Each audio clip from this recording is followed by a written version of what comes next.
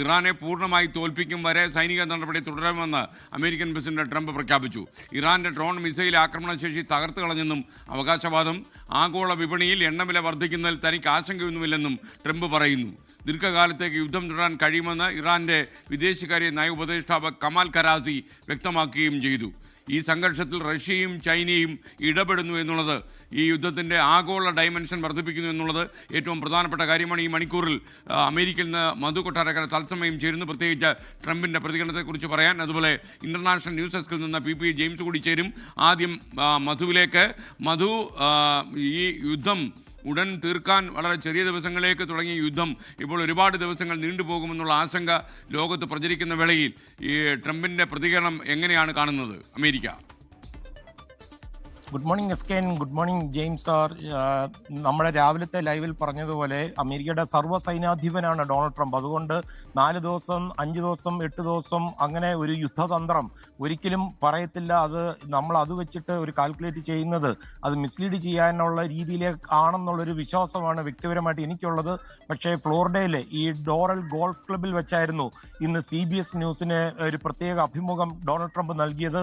ഇറാനെതിരെയുള്ള സൈനിക നീക്കത്തെ ന്യായീകരിച്ചുകൊണ്ട് Donald Trump കുറെ വെളിപ്പെടുത്തലുകൾ ഇന്ന് നടത്തി. ലഭ്യമായ ചില ഇൻഫർമേഷൻസിന്റെ അടിസ്ഥാനത്തിലാണ് ഈ യുദ്ധം അമേരിക്ക ആദ്യം തുടങ്ങുവാൻ തീരുമാനമെടുത്തതെന്നും അതൊരു ഡിഫൻസിന്റെ ഭാഗമായിട്ടാണെന്നും അദ്ദേഹം അവകാശപ്പെടുകയാണ്.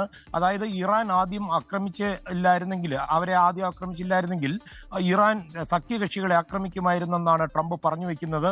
ഇറാന്റെ സൈനിക ശേഷി പൂർണ്ണമായും തകർക്കപ്പെട്ടുവെന്നും അതുപോലെ യുദ്ധം ഏകദേശം ലക്ഷ്യസ്ഥാനത്ത് എത്തിയെന്നും ഡൊണാൾഡ് ട്രംപ് അവകാശപ്പെടുന്നുണ്ട്.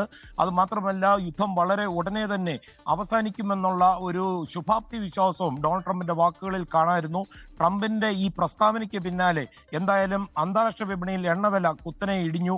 യുദ്ധം അവസാന ഘട്ടത്തിലാണെന്നുള്ള ഈ വാർത്ത വന്നതോടുകൂടി ആഗോള ഓഹരി വിപണികളും ഇന്ന് പകൽ മുഴുവൻ നഷ്ടത്തിലായിരുന്നു. ഏറ്റവും ഒടുവിൽ കച്ചവടം അവസാനിക്കുമ്പോൾ അത് കരകയറിയ സൂചനകളാണ് വരുന്നത്. 2 മണിക്കൂറിനുള്ളിൽ പ്രസ്ഥാനം വന്നതിന് ശേഷം ക്രൂഡ് ഓയിൽ വില അമേരിക്കയിൽ 10% കുറവ്, അതായത് ബാരലിന് $10 കുറയുകയും ചെയ്തു. അതേസമയം എസ്കെൻ പുതിയ പരമോന്നത നേതാവ് മൊജ്തബ ഖമേനിയെ വെറും ഒരു ലൈറ്റ് വെയിറ്റ് പേഴ്സൺ എന്നാണ് ഡൊണാൾഡ് ട്രംപ് വിശേഷിപ്പിച്ചത്. ഇറാന്റെ ലീഡർഷിപ്പിനെ താൻ അംഗീകരിക്കുന്നില്ല എന്നും ട്രംപ് പറഞ്ഞു.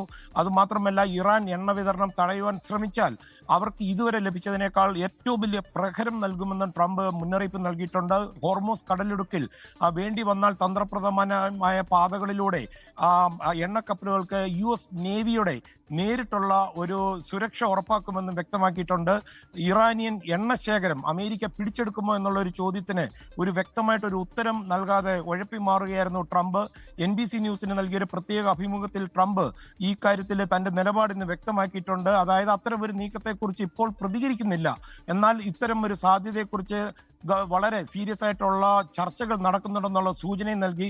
എസ്കെൻ, അമേരിക്കയിലെ മുഖ്യധാര മാധ്യമങ്ങളിലെ പ്രധാന വിഷയമാണ് ഇറാനിലെ ആ സ്കൂളിൽ കുഞ്ഞുങ്ങൾക്ക് നേരെ ഉണ്ടായ ആക്രമണം. അതിൽ അമേരിക്കയുടെ മിസൈലുകൾ പതിച്ചതായിട്ടുള്ള ചില സൂചനകൾ അമേരിക്കൻ മാധ്യമങ്ങൾ പുറത്തുവിടുന്നുണ്ട്, തെളിവുകൾ സഹിതം.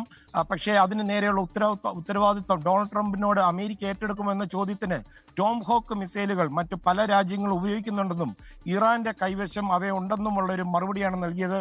എസ്കെൻ, ഈ ലൈവ് അവസാനിക്കുന്നതിന് മുന്നേ എസ്കെൻ അറിയാലോ, ഞാൻ ഏതാണ്ട് ഒരു നീണ്ടകാലം അമേരിക്കയിലുണ്ട്. ഒരു 6 അഡ്മിനിസ്ട്രേഷൻ കണ്ടതാണ്. അത് വെച്ചിട്ട് പറയുകയാണ്, ഡൊണാൾഡ് ട്രംപിന്റെ അഡ്മിനിസ്ട്രേഷനാണ് ഇതുവരെ കഴിഞ്ഞ 25 വർഷത്തിനുള്ളിൽ കണ്ട ഏറ്റവും ഹാർഡ് ലൈനേഴ്സ് ഉള്ള ഒരു administration. Defence secretary Pete Hegseth ആയാലും ഇമിഗ്രേഷനിലും അതുകൊണ്ട് ഇവര് രണ്ടും കൽപ്പിച്ചിറങ്ങിയിരിക്കുകയാണ്. അതുമാത്രമല്ല, ആയുധ ലോബിയാണ് ഈ യുദ്ധങ്ങൾ നിയന്ത്രിക്കുന്നത്. മറുവശത്ത് ഇറാനും ഒട്ടും വിട്ടുകൊടുക്കാത്ത ഹാർഡ് ലൈനേഴ്സ് ആയതുകൊണ്ട് ഈ യുദ്ധത്തിൽ ഈ രണ്ടുപേരും സമ്മതിക്കുന്ന കാര്യം മാത്രമാണ് സത്യസന്ധമായ വാർത്തകൾ. എസ്കെൻ, ലോകത്തെവിടെയായാലും ഏത് സമയത്തും 24 വാർത്തകളും ഓഗ്മെന്റഡ് റിയാലിറ്റി പാക്കേജുകളും എക്സ്പ്ലെയിനറുകളും വിശദമായി കാണാൻ ഞങ്ങളുടെ YouTube ചാനൽ നിങ്ങൾക്ക് സബ്സ്ക്രൈബ് ചെയ്യാം.